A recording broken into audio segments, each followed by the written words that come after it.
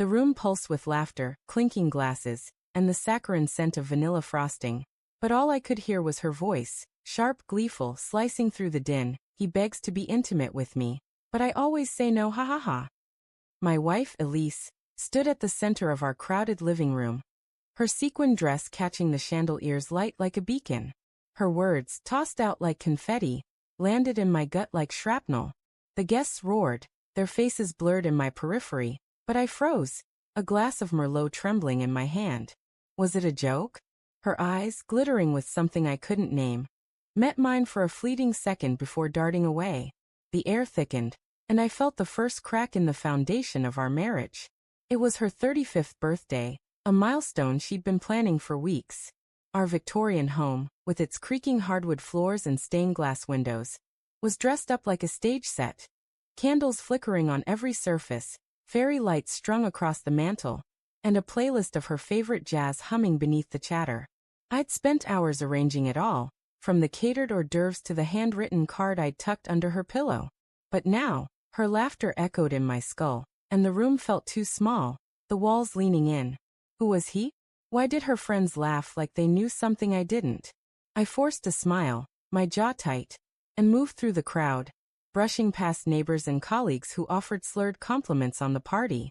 Elise was now by the dessert table, her auburn hair cascading over one shoulder as she leaned toward her best friend, Mara.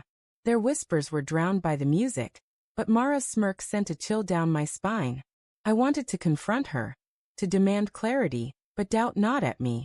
Maybe it was nothing, a playful exaggeration, a tipsy quip. Elise loved to perform, to make people laugh. But the word begs stuck, jagged and unyielding in my mind. The night dragged on, each moment a slow drip of unease. I watched her flit from guest to guest, her charm effortless, her smile radiant.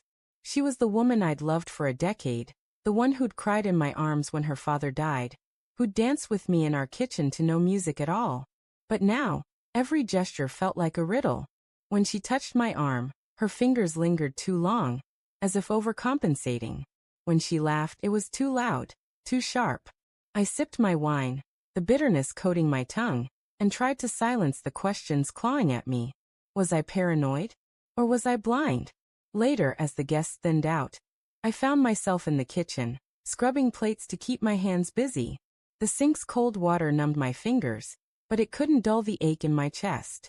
Elise appeared in the doorway, her heels clicking on the tile. "You're hiding," she teased, her voice light but her eyes guarded.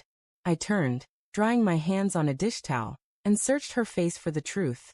"Who were you talking about earlier?" I asked, my tone steadier than I felt. Her smile faltered, just for a heartbeat, before she laughed, a brittle, practiced sound. "Oh, come on, David. It was a joke. You know how I get with a few drinks." Her dismissal stung, but her eyes darted to the floor, and I knew she was lying. Or was she? Doubt and love wrestled in my chest, each refusing to yield. "It didn't sound like a joke," I said, stepping closer. The air between us crackled, heavy with unspoken accusations. She crossed her arms, her posture defensive, and said, "You're being ridiculous. It's my birthday. Can we not do this?" Her words were a plea, but her tone was sharp, like a blade wrapped in silk. I wanted to push, to demand names and truths, but the weight of 10 years of trust, of shared dreams, held me back. I nodded, swallowing the bile rising in my throat, and let her walk away. The next morning, the house was a graveyard of party remnants, empty bottles, crumpled napkins, and a lingering scent of perfume. Elise slept late, her breathing soft beside me, but I couldn't rest. My mind replayed her words, her laugh, the way Mara's eyes had gleamed with knowing. I slipped out of bed and crept to her phone, left carelessly on the nightstand. My hands shook as I typed her passcode. Our anniversary, a detail that now felt like a mockery. The screen glowed, revealing a string of texts from an unsaved number. "Miss you already," one read. "When can I see you?" another. My heart thudded, a drumbeat of dread, as I scrolled further. "He's clueless," she'd written back, and the world tilted beneath me. I sat on the edge of the bed, the phone heavy in my hand, as fragments of our life together flashed before me. Our wedding on a windswept cliff, her hand in mine during my mother's funeral, The late nights we'd spent planning a future that now felt like a lie. Anger surged, hot and blinding, but beneath it was a deeper ache, grief for the woman I thought I knew. When she stirred, blinking awake, I held up the phone, my voice trembling. "Who is he, Elise?" Her eyes widened, then narrowed, and for a moment, I saw something raw, guilt, fear, maybe even regret. But then her face hardened, and she sat up, her voice low and venomous. "You went through my phone?" The fight that followed was a storm, shouts, tears, accusations hurled like grenades. She admitted to an affair with a coworker, a man named Paul, who'd been there when she felt neglected. Her words were a knife, twisting with every excuse.